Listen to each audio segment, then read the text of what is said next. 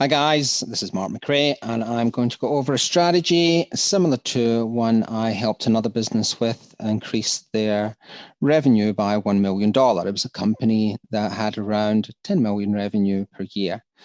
So these are all hypotheticals and it's broad strokes, but you'll get the idea. And what I want you to get from this is the fact that you can put a strategy in place and then reverse engineer the steps to get a plan that you can give to your manager or to someone who's working with you so that you can see the steps.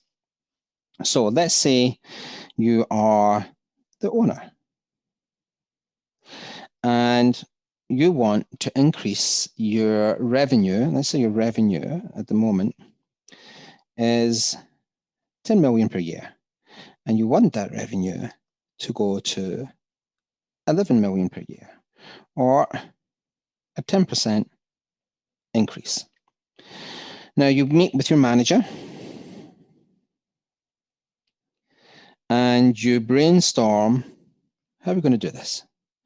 And you come up with the idea that you're going to add a little telesales team. You're going to get some people on the phone.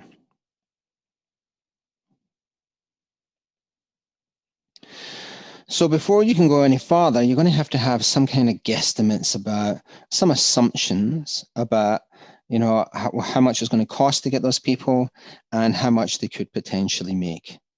So let's say, and this is again all hypothetical, that you decide that your first assumption is that one person can make 50 calls a week.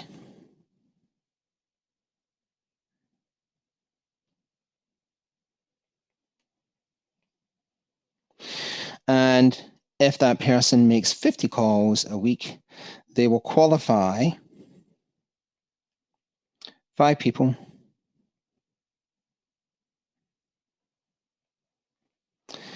who qualify.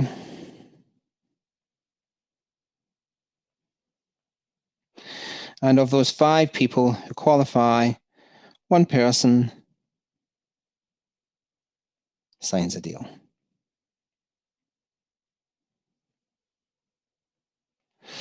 And that deal, hypothetically, that deal is worth 10K. So if it's 10,000 in a week, over 52 weeks, so we're going to go 52 times 10K equals 520K per year.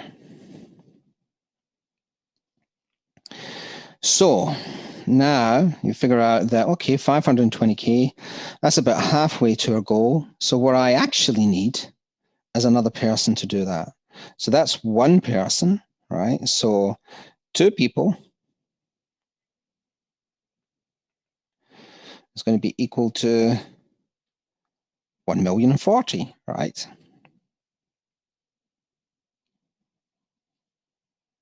There you go. 1,040,000. But those 2 people, in order to do that, might need somebody to help them, to back them up, to get the information that they need to make the phone calls. So actually, you need 3 people. And you also reason that for every 10,000 that you bring in, so each deal was 10,000, that you got a 30% margin.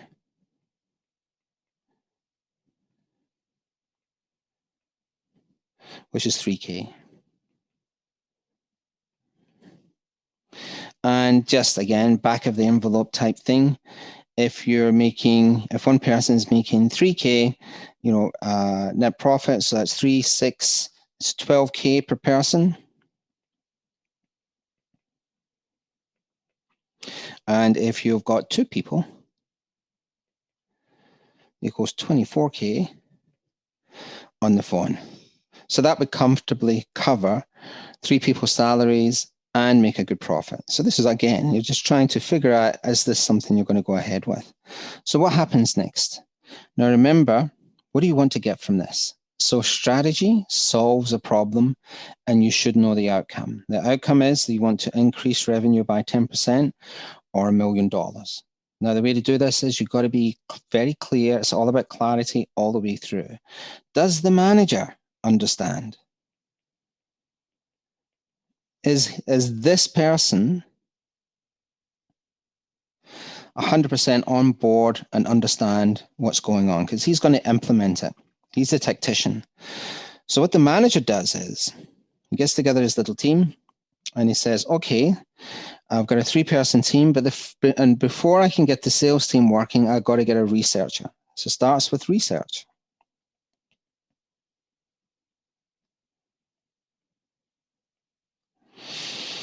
What did I do wrong here? Let me just get this.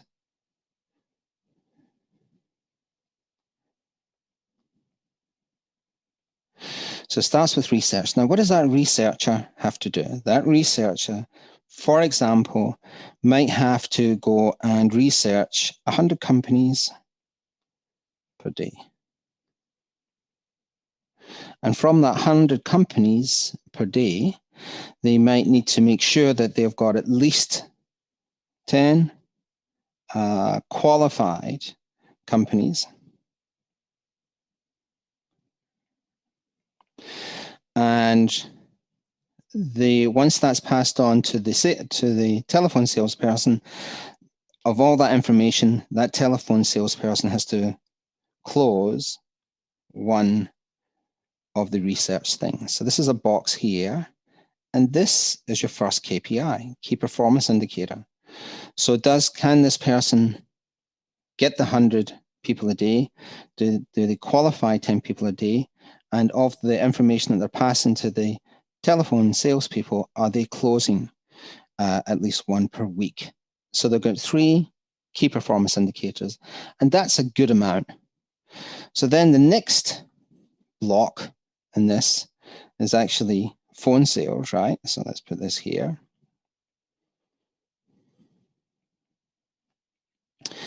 And from the phone sales, we know that they've got to do 50 calls a week. Again, they can do lots more than this, but this is just to make it easy. So the salespeople, they've got to do 10 calls a day, working 5 days a week. So 10 calls. And of those 10 calls a week, they've got to get to 5 people who qualify.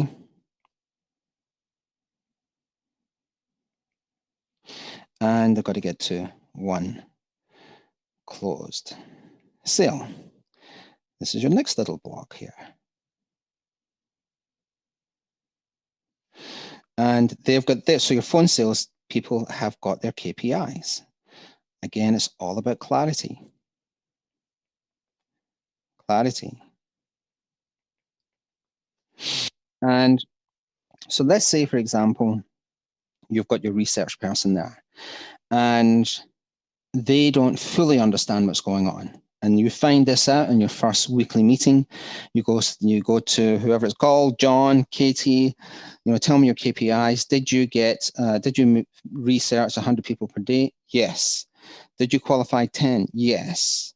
Did one of them close with one of the telephone salespeople? No. Okay, let's have a look at the quality of that. What didn't you understand?